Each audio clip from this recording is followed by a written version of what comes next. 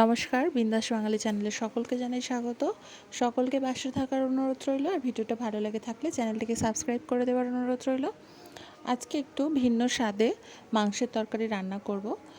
তো তার জন্য আমি তেলটা মিডিয়াম হিট হতে পেঁয়াজ আর 4-5টার মতো শুকনো লঙ্কা আর একটু কাজু বাদাম দিয়ে হালকা একটু লাল লাল করে ভেজে নেব।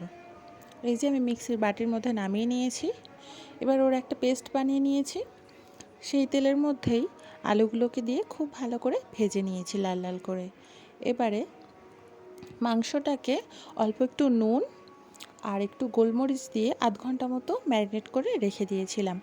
এবার ওই একই তেলের মধ্যে কড়াইতে দিয়ে দিয়েছি মাংসটা, দিয়ে একটু ভেজে নিচ্ছি। এরকম লাল লাল করে ভেজে নিয়ে তুলে রেখেছিলাম। এবার বাকি মাংসগুলোও ওই একই পদ্ধতিতে ভেজে নিলাম। সব মাংসগুলো আমার ভাজা হয়ে গেছে, এখানে নামিয়ে রেখেছি। এবারে কড়াইয়ের মধ্যে দিয়ে দিয়েছি সাদা তেল, দিয়ে দিলাম গোটা গরম মশলার ফোড়ন। এর মধ্যে আছে লবঙ্গ, এলাচ আর একটু দারচিনি আর একটা শুকনো লঙ্কা। এবারে দিয়ে দিলাম যে পেস্টটা বানিয়েছিলাম সেইটা। তো দিয়ে অনবরত নাড়তে হবে, কারণ যেহেতু কাজু বাদাম আছে সেহেতু কড়াইয়ের মধ্যে ধরে যাবার একটা ব্যাপার থাকে চটজলদি। তো তার জন্যই অনবরত নাড়তে হবে। আর আজকে আমি পুরো রান্নাটা উনুনের মধ্যে করব না, মাংসটাকে ভালো করে উনুনেতে কষিয়ে নেব, তারপরে কুকারের মধ্যে দিয়ে দেব। তো এখানে মশলাটা কিছুক্ষণ কষিয়ে নেবার পরে দিয়ে দেব আদা রসুন বাটা। আদা রসুন বাটাটা একটু বেশি পরিমাণেই দিয়েছি আমি, যেহেতু আজকে আমি কালবাট মুরগির মাংস রান্না করছি। তো তার জন্য একটু পরিমাণটাই বেশি দিতে হবে। দিয়ে খুব ভালো করে মিক্সড করে নিতে হবে সমস্ত কিছু একসাথে নাড়িয়ে। দেখুন মাংসটা কিন্তু এরকম লাল লাল করে ভেজে নিতে হবে আগে থেকেই।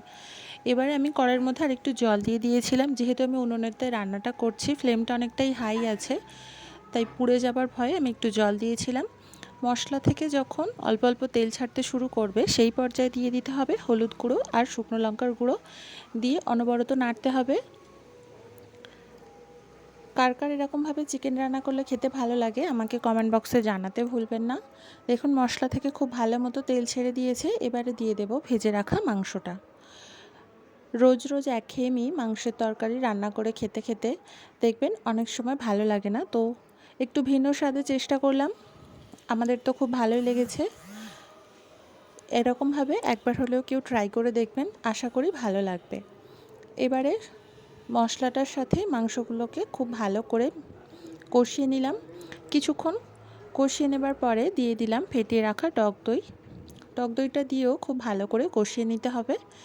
এবারে দিয়ে দিচ্ছি জিরে গুঁড়ো আর একটু ধনে গুঁড়ো, দিয়ে একসাথে সমস্ত কিছু আবারও মিশিয়ে নেব। চিকেনের আর কি কি রেসিপি দেখতে চান কমেন্ট বক্সে অবশ্যই জানাবেন। আমার যদি জানা থেকে থাকে তাহলে আমি অবশ্যই আপনাদের সাথে শেয়ার করব। আর মশলা থেকে দেখুন খুব সুন্দর করে তেল ছাড়তে শুরু করে দিয়েছে, তার মানে যখন এরকম খুব ভালো করে মশলা থেকে তেল ছেড়ে দেবে তখন বুঝে নিতে হবে মাংসটা কষানো কমপ্লিট হয়ে গিয়েছে। তো তার জন্য আর বেশি দেরি করব। এবারে কুকারের মধ্যে দিয়ে দেব। দেখুন মাংসটা কত সুন্দর কষানো হয়েছে। এবারে কুকারের মধ্যে নামিয়ে নিয়েছি, আর কড়াইয়ের মধ্যে দিয়ে দিয়েছি জল। যে গরম জলটা হয়ে গেলে কুকারের মধ্যে দিয়ে দেব। মাংসের তরকারি নামিয়ে নিয়েছি, হয়ে গেছে আজকের রেসিপি ডান। তো 4টে আমি সিটি দিয়ে নিয়েছিলাম, তারপরে আলুটা দিয়ে আর গরম মশলা দিয়ে আরও 2টো সিটি দিয়ে নামিয়ে নিয়েছি। কেমন লাগলো রেসিপিটা সকলকে জানাবার অনুরোধ রইল। আর ভিডিওটা দেখার জন্য ধন্যবাদ। চ্যানেলটিকে সাবস্ক্রাইব করে দিয়ে পাশে থাকবেন। টাটা।